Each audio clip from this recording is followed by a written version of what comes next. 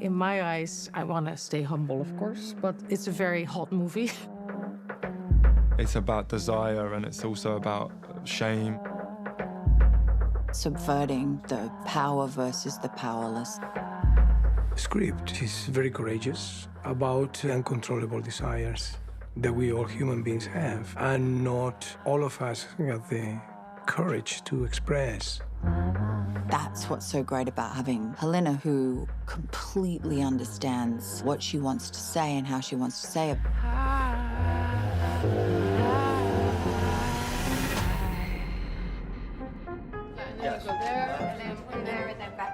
Nicole has always been, way before I had the honor to meet her, very important because she was such an inspiration for me as an actress. And then when I heard that she wanted to consider it, I almost fainted. Okay, sure. I'll think about it. Okay. Good. She's obviously like a force of nature as a performer, as a person, incredibly impressive and professional. She is completely in the moment. It's like a spiritual experience to see her act. She believes everything that she does. I mean, it's that simple, you know. She goes and everything that she does is true. You know the writer? Antonio Banderas, when we decided that we wanted him for the movie, I thought he is never going to do it. I mean, he's a god. But from the first moment we spoke to each other, and he immediately committed. He just wanted to support the story. I felt like I've been married to him for years. Are you having a seizure or something? You're so rude. I'm like, I feel like I can say anything and do anything. There's not a lot of actors of that status who would want to commit to something like that, where obviously Nicole's the lead, but he's supportive in that sense, and we will always be grateful to him. And I personally think he's showing his full range in this movie. He's funny, he's warm, he's super sexy in my mind, and he's aggressive. I don't give a shit about your pathetic, banal sexual fantasies, because it's not about that. Harris brought to us an incredible vulnerability and warmth, and at the same time, he's very strong. You're my baby girl. As soon as he walked into the rehearsal room, I just went, ah. I just knew there was going to be something I couldn't put it wasn't palpable. You always have cookies on you? Why do you want one? No. You need someone who's at ease with his masculinity, but at the same time, in a split second, he can change in a very young, vulnerable, insecure being. Sometimes I scare myself. He's a great actor, and he's so available and open and wants to be there for you. He's somebody who's going to play with me, but he's also going to be able to control me, and then I'll be out of control. Her and Harris' dynamic, I think what is very unique about what we were trying to do is that you really see them explore, and that you see them try out certain roles opposite each other, almost like actors. They go in and out of it, because sexuality isn't like a glamorous, like, you know, it has all these little flaws and little moments that are very funny and relatable, but that also makes it, to me, very sensual. You've got two people that are exploring something within themselves and with each other, within a dynamic, whether it's sexual or not. Yeah, that's good, yeah. What I would love, just for the beginning, for the acting, to do another one and then stop at the couch. Helena's very passionate, very quick, very smart, knows what she wants, willing to explore, like not rigid at all, loves the process. Shoot! And again! Again! Cut. But the secret here is that she's a great actress. I think my background as an actress helps me tremendously with directing actors, in the sense that my full priority is always to make them feel safe. Genius take. Physically, there was enormous freedom that was very safe. Let's do this, everybody, lots of energy. We had quite a lot of time before we were start. That's rare these days, that you just get time. And not time where you're putting scenes on their feet, just time looking at things. You would show me footage of different documentaries and ideas, and it was just an enormous amount of rehearsal that wasn't rehearsal. I think naturally the way Helena sort of scheduled it, the scenes that we've had together have gradually sort of built up to a level of intimacy and intensity, which meant that we could almost get to know each other through the scenes in a way and not be like thrown into something incredibly complex and crazy. With Harris, it was just like, okay, we're going to go into this vortex together and we need to feel that this is very sacred and we're going to take care of each other. I tell you what to do and you do it. But there's going to be things we don't predict as well. Not like that, not like that. Very quickly, we got kind of comfortable with each other, and I think that was necessary for the roles in which we play and the dynamic that we have as characters. And the acting style that I asked from them looks very easy, almost improvised, like a little bit Cassavetes maybe, but it is very much mathematical, and it's very much how I wrote it. But at the same time, they're fully in the moment with each other. I just wanted to give over and be completely open because I knew this doesn't come along very often, and I could feel there was something really, really magical on the precipice. We really tried to create an atmosphere for them to make that possible by taking everybody out of the space. We'd shoot the whole scene, always, Yeah. beginning to end, like beginning to end, which is great. And only they were in that space with the DP, Jasper Wolf, and everybody else was outside. Even me, we were all outside of the space. That's really important as a relationship because they're the person that is so close to you in the scene. The actors really trust him so easily and feel that he sees what they are doing, and he's not just like, oh, but my light is over here and stand on your marks. Not at all, because that is something that I cannot accept on my set. It's all about where they want to go and what they want to do.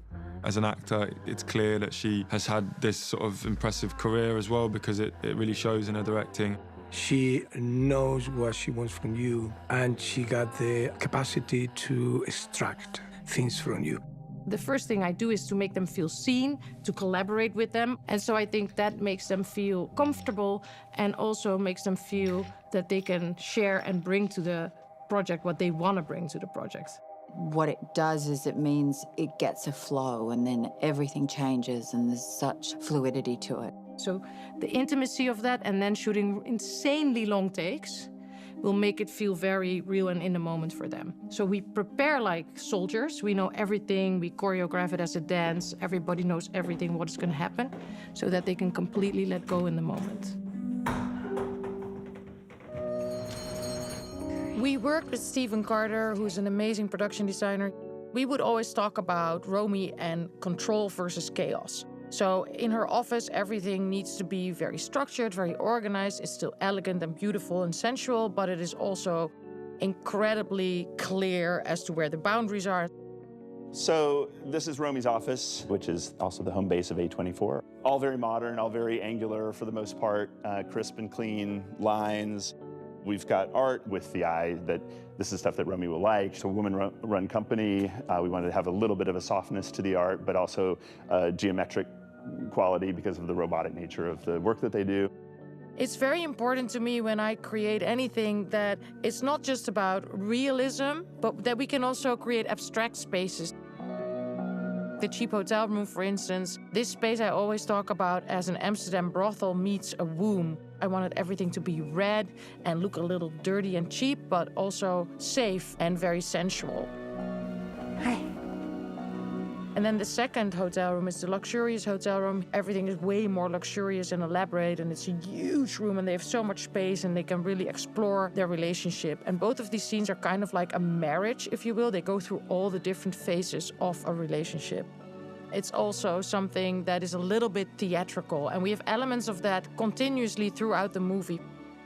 When we were creating this dressing room, I said it needs to be a copy of what my dressing room looks like, which is, as you can see, a total mess, total disaster. And I'm very, very impressed by our art team who was able to do this in such a, real way. I feel at home, totally at home.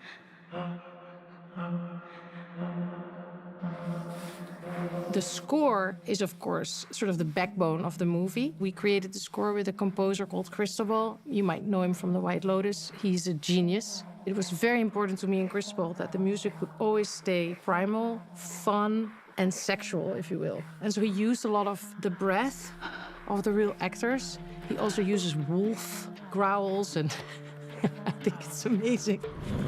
And he and I talked a lot about how even in the very dark scenes, when Samuel and Romy are blackmailing each other and fighting, and they're really threatening each other, and there are huge things at stake, her family, her marriage, her job. But even then, we wanted the music to always signal to the audience a playfulness, Helena was really adamant that the humour had to be a part of it. There's so many depictions of love and relationships on screen that are unrealistic, and we thought it was really important to try and bring out that nuance. The behaviour of people in extreme circumstances, it's either terrifying or incredibly humorous. Helena, there's an absurdism to her storytelling. She's doing way more and pushing the boundary. That's just a part of her voice as a filmmaker.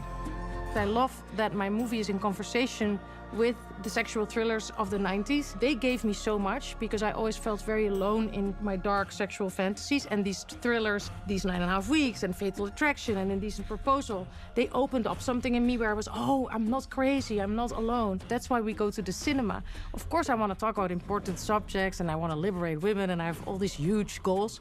But in the end, I just want to entertain people and make a fun movie that everybody just is juicy and that you just want to see again.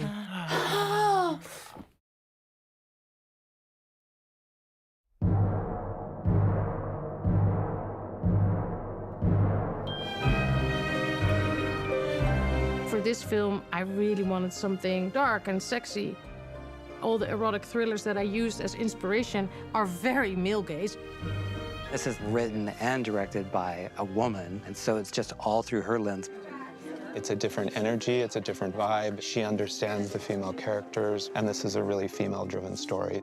For a woman, you don't see a woman going on this journey in the hands of a woman directing you who completely understands what she wants to say and how she wants to say it.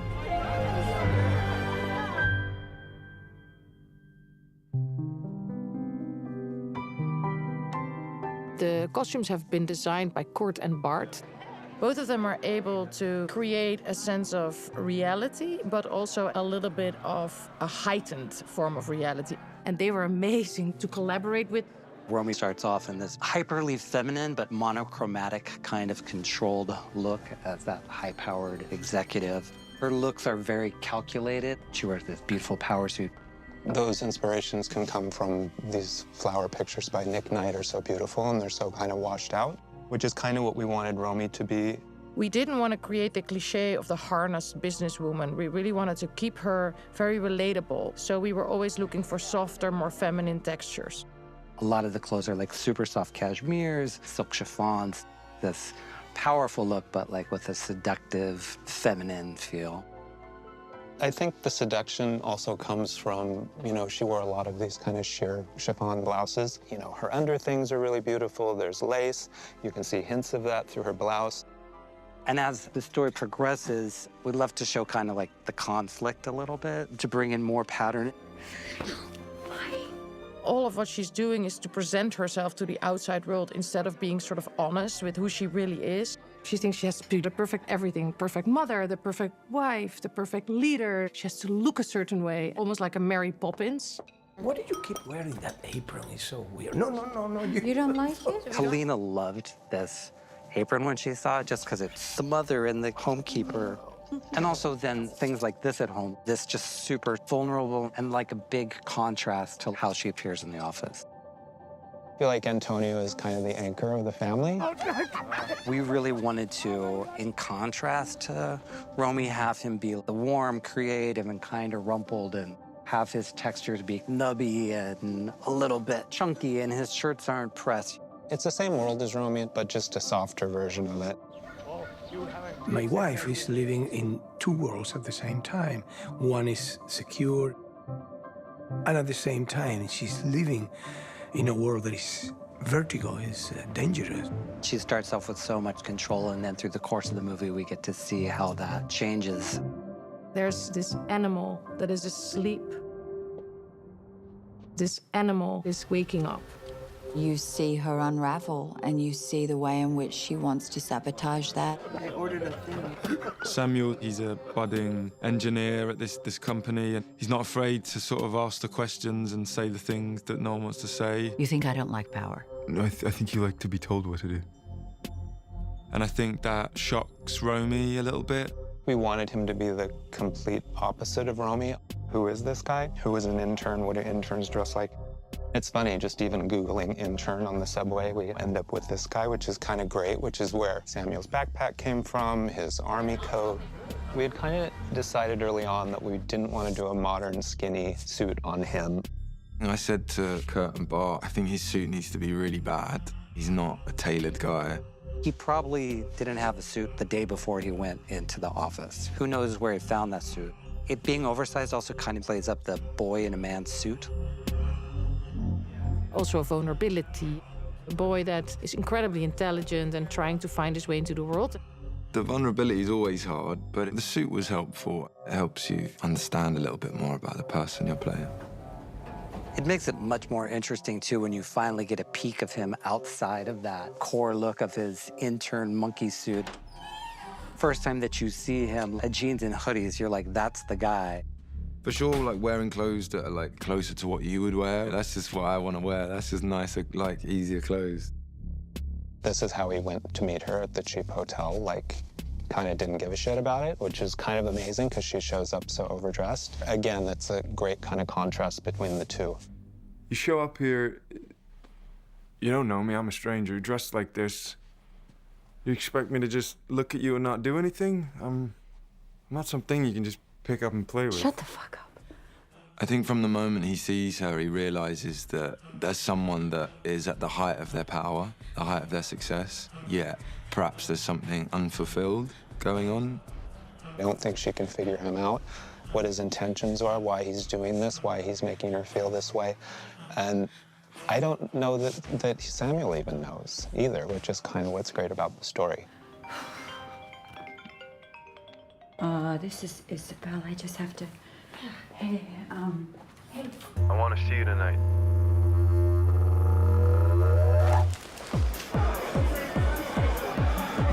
I want to go back to that rave now. I loved it. It was so freeing. It was mad to see Nicole Kidman at a rave. For Nicole, it was very special because of her fame. She's not able to experience this anymore in real life. So we sort of created an atmosphere that it would feel as real as possible. And Nicole enjoyed that night because she was able to dance for hours and hours. It was exhilarating. We really wanted to do a huge scene without dialogue that was just visual, where you could really experience chaos and liberation, everything that Romy is against. When I think of rave stuff, I always go back to the early 90s. Helena referenced all this kind of Dutch raver scene stuff, Euro raver stuff, that was actually really grungy, and those kids still to this day, you know, they're obsessed with the 90s. By the time she gets to the rave, she's really kind of introduced some color into it, almost to the point of where it's almost like, what is she doing? It's like, who is this businesswoman coming onto the dance floor in her, like, Lost in the Jason club. Wu pussy bow blouse?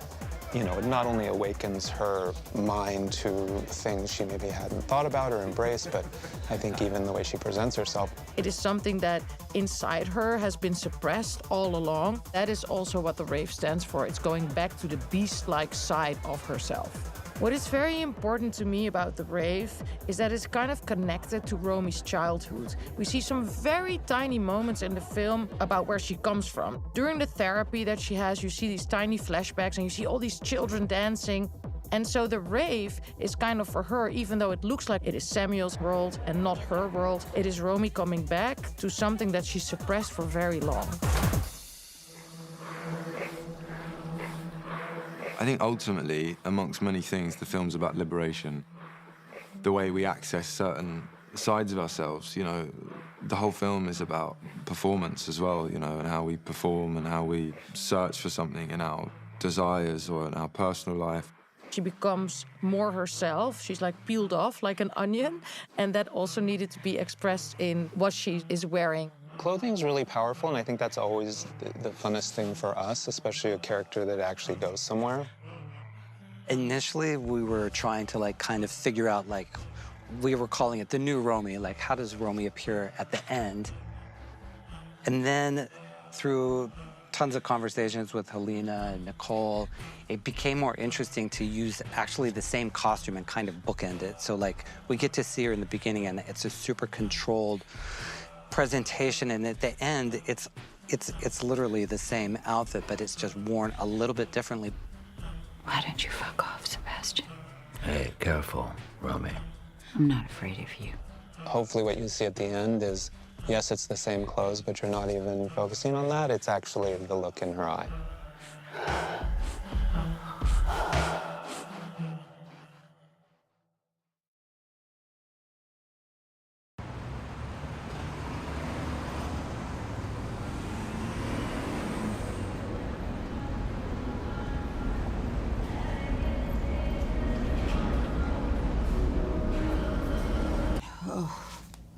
Great. Okay. All right. I just have to ask you, what do you think of someone getting your cell phone number and your address without your permission? I mean, what does that say about that person? Let's focus on you right now. Are you ready to begin?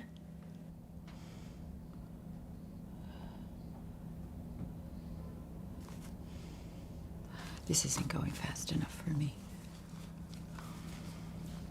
What do you mean by that? I need this to work faster. I need something to change now. I need.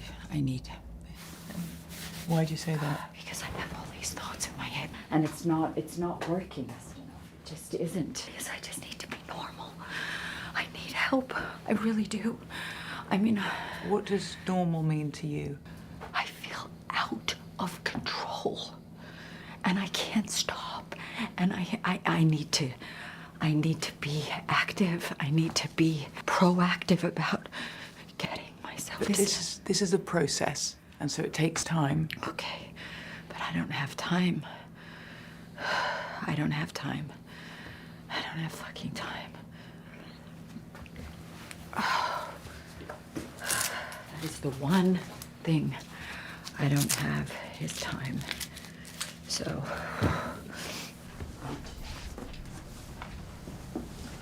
Thank you. You never spend the night here. No, Mom, that's what I'm saying. I just need one night to myself, alone. It's important for healing. That's what you need for healing, sweetie. Yeah. So, if he calls you, you have to tell him that I'm with you and you cover for me. Do you understand? As long as you stay close to your heart, you know? Don't let thought rule your mind. What the fuck he said? Jesus. What? Sorry, I didn't. Did I say something wrong? No.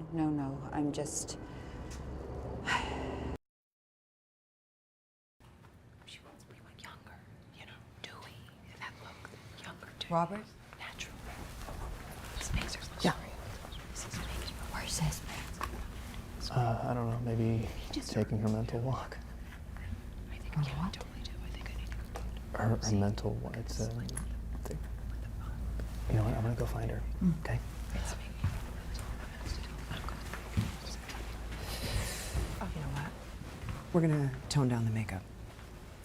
Okay. We're gonna tone it down.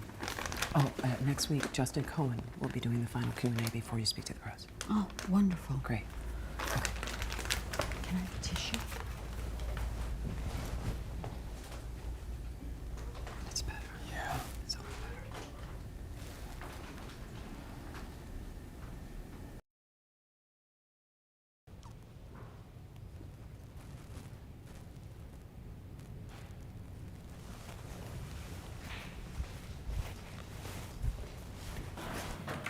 Wanted to see me?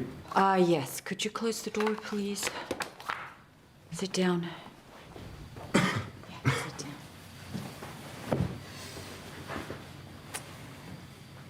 So I've thought about everything, and I've decided I can make an exception. Okay. As long as we can forget the first session. I won't forget it. What did you say? Doesn't matter. I can start fresh. I can start according to the guidelines of the program. So I can give you a second meeting. I can give you a weekly meeting. I can be your mentor. Okay. Yeah, if that's what you want. Is that it? Should I go? Is that? Can you just sit down? Look,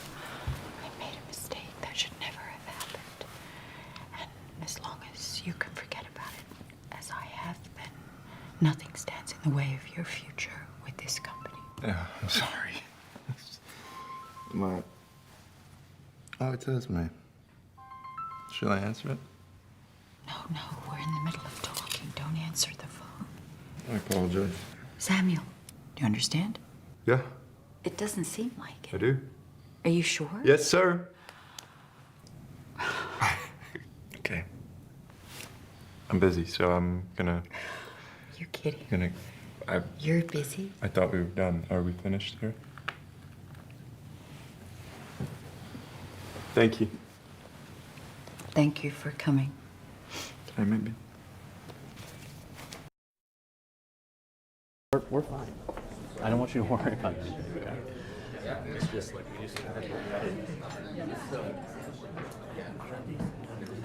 All right, listen up. Just a team on this one, so interns, please leave. Slow legs for young people. Come on, let's go. Thank you.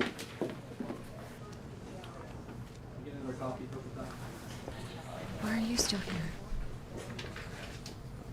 I'm not.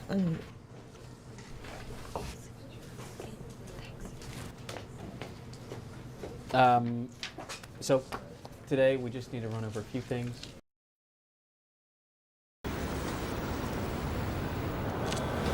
What image captures that feeling? Her.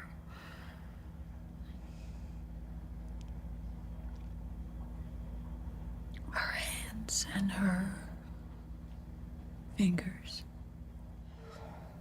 So if we put all of those parts together, the hand and the words, I'm disgusting, it's all my fault, and these feelings in your body, okay? And remember, follow your brain, don't guide your brain. And I am here the whole time if you need me, okay? Okay, yeah. I'm going to turn this on, and you're going to put on your headphones, and your wristbands are working, and you just follow the light.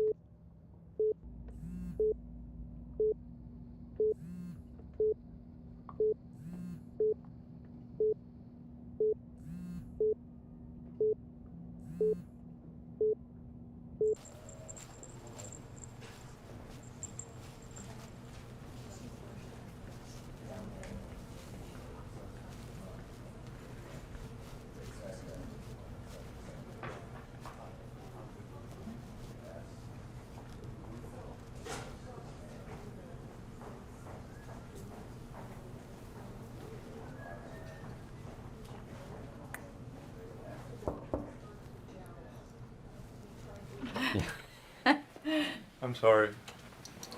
This is yours. Where'd you find it? In the elevator. Yeah, it was in the elevator. All right. Sorry about that. Has everyone had an opportunity to look over the materials?